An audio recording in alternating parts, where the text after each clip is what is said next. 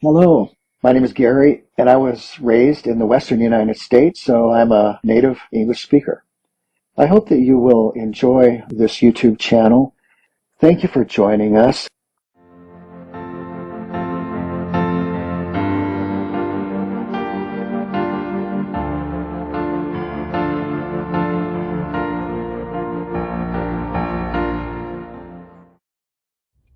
The Lord of the Rings by J.R.R. Tolkien, 1892 to 1973. Chapter 6, Part 1, The Old Forest. Frodo woke suddenly. It was still dark in the room.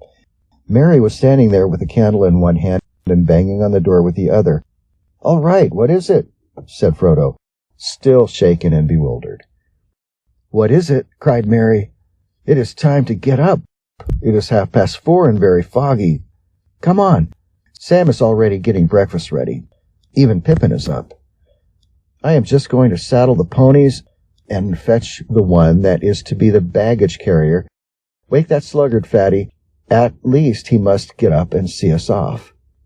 Soon after 6 o'clock, the 5 hobbits were ready to start. Fatty Bulger was still yawning. They stole quietly out of the house. Merry went in front, leading a laden pony, and took his way along a path that went through a spinney behind the house and then cut across several fields. The leaves of trees were glistening, and every twig was dripping. The grass was gray with cold dew. Everything was still, and far away noises seemed near and clear. Fowls chattering in a yard, someone closing a door of a distant house. In their shed they found the ponies, sturdy little beasts of the kind loved by hobbits. Not speedy, but good for a long day's work. They mounted, and soon they were riding off into the mist, which seemed to open reluctantly before them and close forbiddingly behind them. After riding for about an hour slowly and without talking, they saw the hedge looming suddenly ahead. It was tall and netted over with silver cobwebs. "How are you going to get through this?" asked Fredegar. "Follow me," said Merry, "and you will see."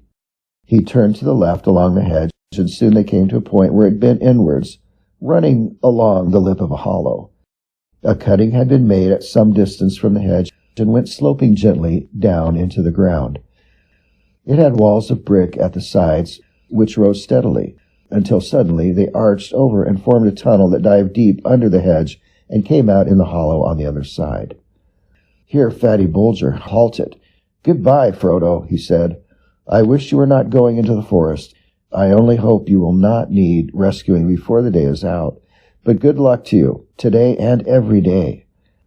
"If there are no worse things ahead than the old forest, I shall be lucky," said Frodo.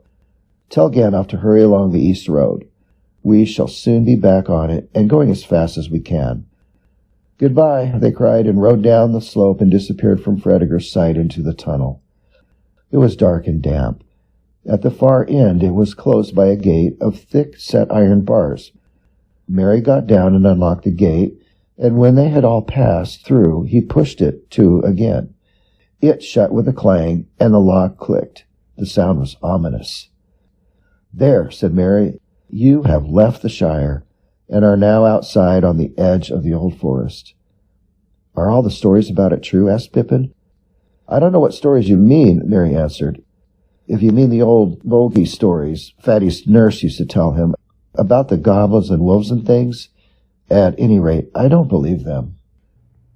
"But the forest is queer. Everything in it is very much more alive, more aware of what is going on, so to speak, than things are in the Shire. And the trees do not like strangers. They watch you.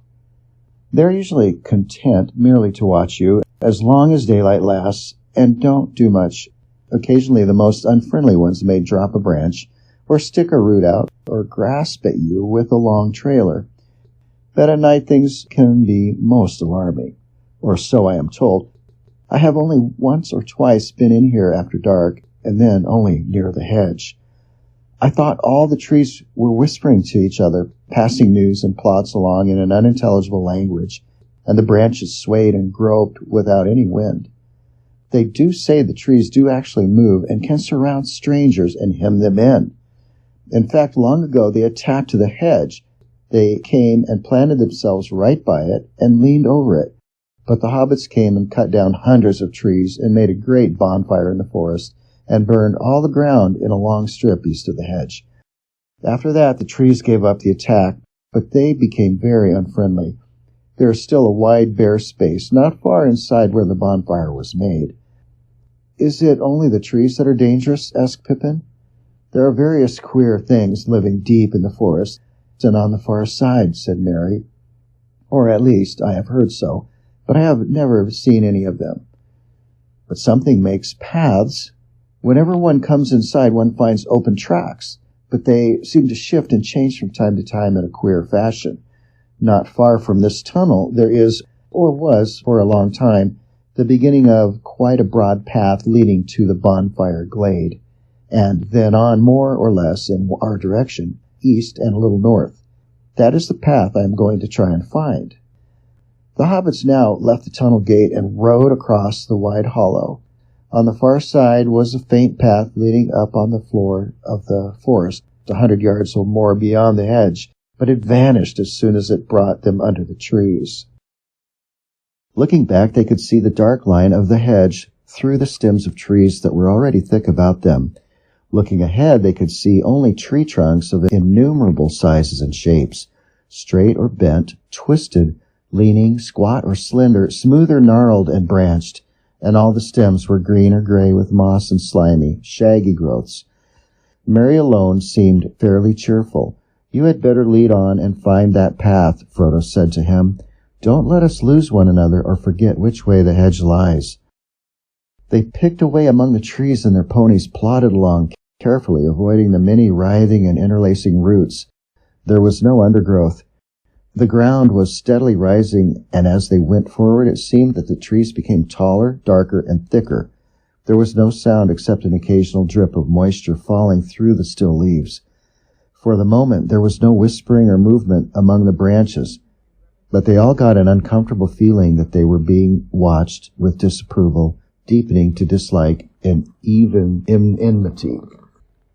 The feeling steadily grew until they found themselves looking up quickly or glancing back over their shoulders as if they expected a sudden blow. There was not as yet any sign of a path, and the trees seemed constantly to bar their way. Pippin suddenly felt that he could not bear it any longer, and without warning let out a shout. "Oi! Oi!" he cried. "I am not going to do anything. Just let me pass through, will you?" The others halted, startled, but the cry fell as if muffled by a heavy curtain. There was no echo or answer, though the wood seemed to become more crowded and more watchful than before. "I should not shout if I were you," said Merry. "It does more harm than good." Frodo began to wonder if it were possible to find a way through, and if he had been right to make the others come into this abominable wood. Merry was looking from side to side and seemed already uncertain which way to go. Pippin noticed it. "It has not taken you long to lose us," he said. But at that moment Merry gave a whistle of relief and pointed ahead. "Well, well," he said, "these trees do shift. There is the bonfire glade in front of us, or I hope so, but the path to it seems to have moved away." The light grew clearer as they went forward. Suddenly they came out of the trees and found themselves in a wide circular space. There was sky above them, blue and clear, to their surprise, for down under the forest roof they had not been able to see the rising morning and the lifting of the mist. The sun was not, however, high enough yet to shine down into the clearing, though its light was on the treetops. The leaves were all thicker and greener about the edges of the glade, enclosing it with an almost solid wall. No tree grew there, only rough grass and many tall plants, stocky and faded hemlocks and woody parsley, fireweed seeding into fluffy ashes, and rampant nettles and thistles. A dreary place, but it seemed a charming and cheerful garden after the close forest. The hobbits felt encouraged and looked up hopefully at the broadening daylight in the sky. At the far side of the glade there was a break in the wall of trees and a clear path beyond it. They could see it running on into the wood, wide in places and open above, though every now and again the trees drew in and overshadowed it with their dark boughs. Up this path they rode. They were still climbing gently, but they now went much quicker, and with better heart, for it seemed to them that the forest had relented, and was going to let them pass unhindered after all. But after a while the air began to get hot and stuffy. The trees drew close again on either side, and they could no longer see far ahead. Now, stronger than ever, they felt again the ill will of the wood pressing on them. So silent was it that the fall of their ponies' hoofs, rustling on dead leaves and occasionally stumbling on hidden roots, seemed to thud in their ears. Frodo tried to sing a song to encourage them, but his voice sank to a murmur. O wanderers in the shadowed land, despair not. For though dark they stand, all woods there be must end at last, and see the open sun go past. The setting sun, the rising sun, the day's end or the day begun. For east or west, all woods must fail. Fail. Even as he said the word, his voice faded into silence. The air seemed heavy, and the making of the words wearisome.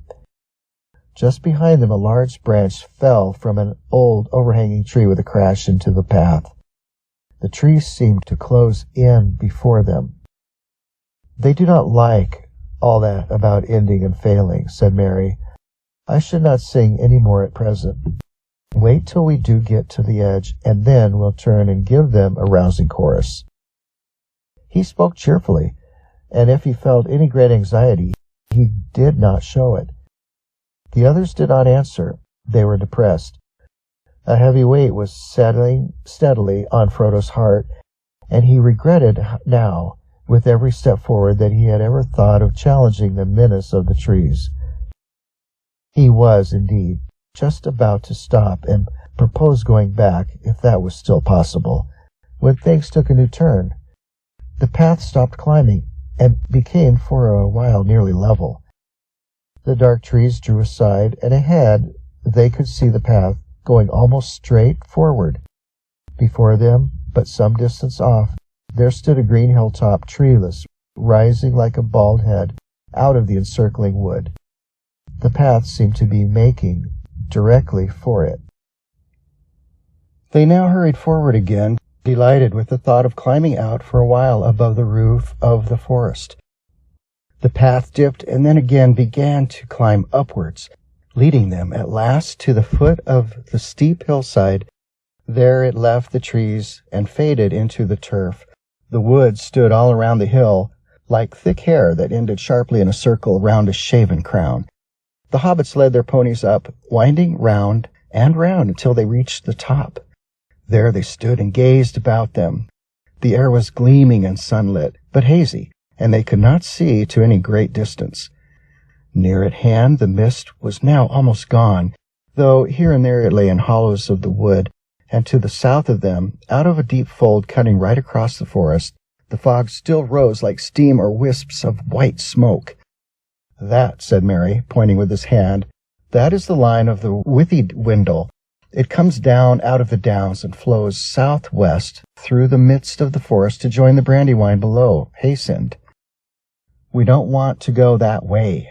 The Withywindle Valley is said to be the queerest part of the whole wood, the center from which all the queerness comes, as it were.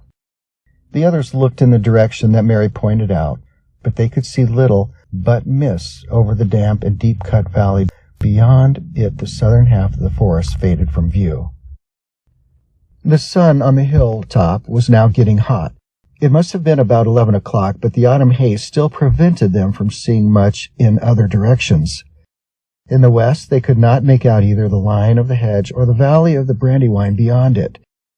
Northward, where they looked most hopefully, they could see nothing that might be the line of the great east road for which they were making. They were on an island in a sea of trees, and the horizon was veiled. On the southeastern side, the ground fell very steeply, as if the slopes of the hill were continued far down under the trees, like island shores that really are the sides of a mountain rising out of deep waters. They sat on the green edge and looked out over the woods below them while they ate their midday meal. As the sun rose and past noon, they glimpsed far off in the east the gray-green lines of the downs that lay beyond the old forest on that side. That cheered them greatly, for it was good to see a sight of anything beyond the wood's borders, though they did not mean to go that way if they could help it. The Barrow Downs had a sinister reputation in Hobbit legend as the forest itself. At length they made up their minds to go out on again. The path that had brought them to the hill reappeared on the northward side, but they had not followed it far before they became aware that it was bending steadily to the right. Soon it began to descend rapidly, and they guessed that it must actually be heading toward the Withywindle Valley, not at all the direction they wished to take. After some discussion, they decided to leave this misleading path and strike northward. For although they had not been able to see it from the hilltop, the road must lie that way, and it could not be many miles off. Also, northward and to the left of the path, the land seemed to be drier and more open, climbing up to slopes where the trees were thinner. The pines and firs replaced the oaks and ashes and other strange and nameless trees of the denser wood. At first, their choice seemed to be good. They got along at a fair speed, though whenever they got a glimpse of the sun in an open glade, they seemed unaccountably to have veered eastwards. But after a time, the trees began to close in again, just where they had appeared from a distance to be thinner and less tangled. Then deep folds in the ground were discovered unexpectedly, like the ruts of great giant wheels, or wide moats and sunken roads long disused and choked with brambles. These lay usually right across their line of march and could only be crossed by scrambling down and out again, which was troublesome and difficult with their ponies. Each time they climbed down, they found the hollow filled with thick bushes and matted undergrowth, which somehow would not yield to the left, but only gave way when they turned to the right. And they had to go some distance along the bottom before they could find a way up the further bank. Each time they clambered out, the trees seemed deeper and darker, and always to the left and upward it was most difficult to find a way, and they were forced to the right and downwards. After an hour or two they had lost all clear sense of direction, though they knew well enough that they had long ceased to go northward at all. They were being headed off and simply following a course chosen for them, eastward and southwards, into the heart of the forest and not out of it. The afternoon was wearing away when they scrambled and stumbled into a fold that was wider and deeper than any they had yet met. It was so steep and overhung that it proved impossible to climb out of it again, either forwards or backwards, without leaving their ponies and their baggage behind. All they could do was follow the fold downwards. The ground grew soft and in places boggy. Springs appeared in the banks, and soon they found themselves following a brook that trickled and babbled through a weedy bed. Then the ground began to fall rapidly, and the brook, growing strong and noisy, flowed and leaped swiftly downhill. They were in a deep, dim-lit gully overarched by trees high above them. Coming to the opening, they found they had made their way down through a cleft in a high, steep bank, almost a cliff. At its feet was a wide space of grass and reeds, and in the distance could be glimpsed another bank almost as steep. A golden afternoon of late sunshine lay warm and drowsy upon the hidden land between. In the midst of it there wound lazily a dark river of brown water, bordered with ancient willows, arched over with willows, blocked with fallen willows, and flecked with thousands of faded willow leaves. The air was thick with them, fluttering yellow from the branches, for there was a warm and gentle breeze blowing softly in the valley, and the reeds were rustling, and the willow boughs were creaking. "Well, now, I have at least some notion of where we are," said Mary. "We have come almost in the opposite direction to which we intended. This is the river Withywindle. I will go on and explore."